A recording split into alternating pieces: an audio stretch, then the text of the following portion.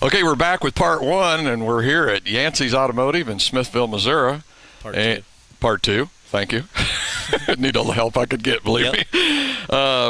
Yancy, your shop here has branched out into several other areas. You guys are also selling used cars, parts, and of course race cars. Used race cars. There you go.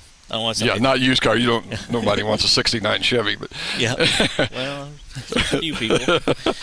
But anyway, stuff to do with racing. Exactly.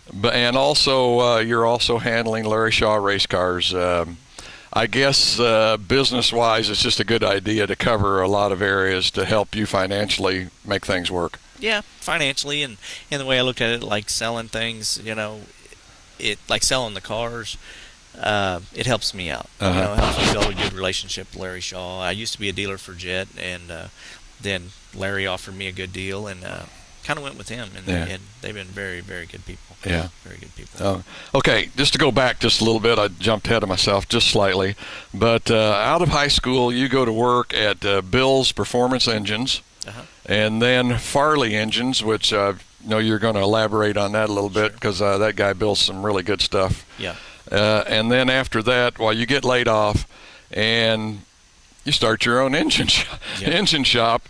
How old were you when you did that, and where did that take place? I was 22 or 23 when I did that, but I worked at Curtis Farley Engines, and I mean, that was a place where you drink in all the knowledge you can because that guy was the best boss. He just really had a good thing going, and got laid off from there due to illnesses that his wife had, and kind of went from there. Went home, and it's like, what do you do? And I thought, well, I kind of knew what I thought I needed to know, and just built a buddy a motor, and then did this and did that, and then bought a boring bar, and then bought that. Kind of snowballed from there, I guess you could say. Yeah. So it went pretty good, but actually did all this out of my sister's garage, and then my sister finally gave me the old heave hoe, which was the best thing that could have happened. Yeah. And my sister told me I needed to kind of grow up and quit revolving my world around racing and maybe get my own place, and you know how that goes. But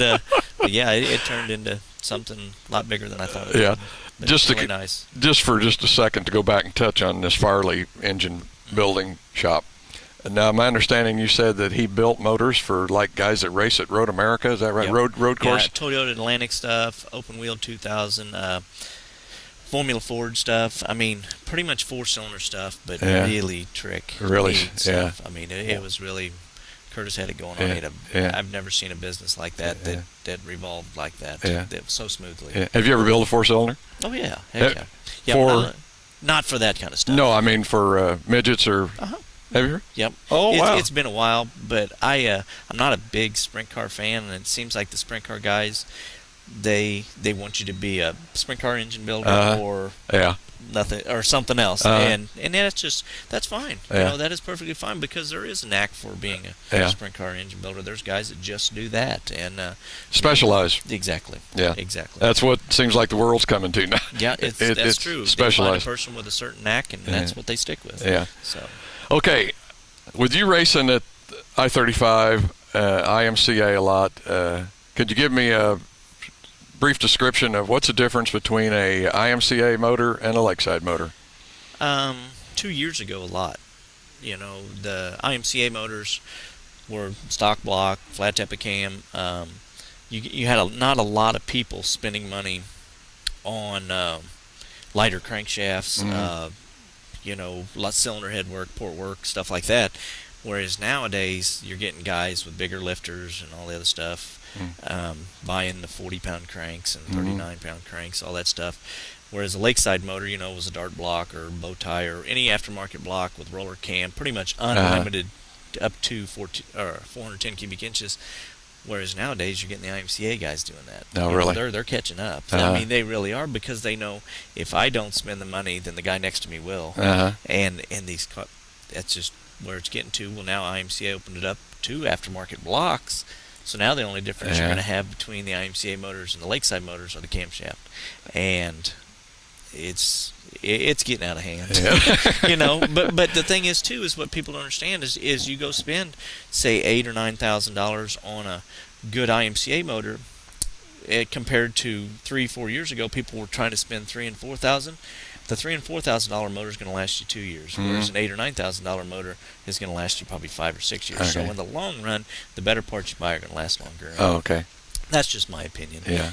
But that's what it came to. Yeah. Like the guys that we were talking about Boone, and the guys at Boone, they build a motor for that race. I mean, they want everything they can get, and that's what they get. And then if they win, they got to turn around and sell it for $5,000. Give it away, Is it $5,000 or an auction? I can't remember. It's an auction, and then they disperse the money between the cars that made the feature. Oh, really? Oh, wow. Yeah, they auction. I mean, that is sick. Talk about hero to zero. Boy, I mean, you're sitting there on top of the world, and they're taking your motor, and then they're taking, you're like, wow, what do I do now? But that is crazy. It's there again, though. I think it's a good deal for racing.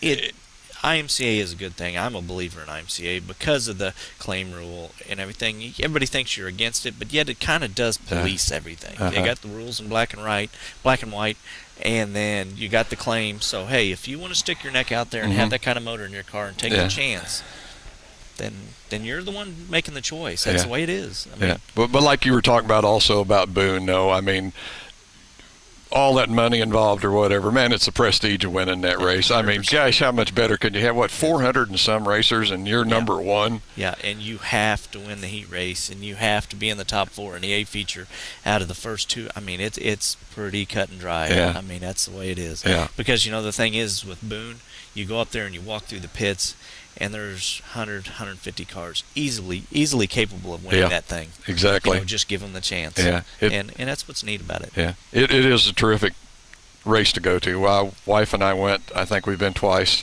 and we got home at 1 in the morning, and they raced till 3. Oh, yeah. Yeah, you saw half of it. Yeah.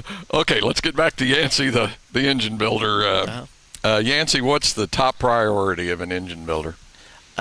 Every engine builder has in the back of their mind what they want to see an engine do as far as power and everything.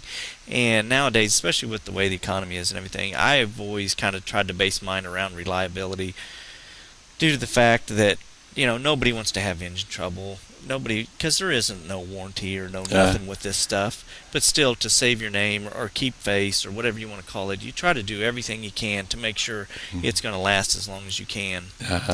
So everybody's happy. Yeah. You know what I'm saying? You go out and win one night, everybody's happy. You go out and break the next night, well, then everybody is not happy. Exactly. So that's just the way it is. I mean, I've always tried to do that. You don't want a guy to, spend thousands and thousands of dollars of hard-earned money and then have trouble. Yeah. You just don't. Nobody wants to see that.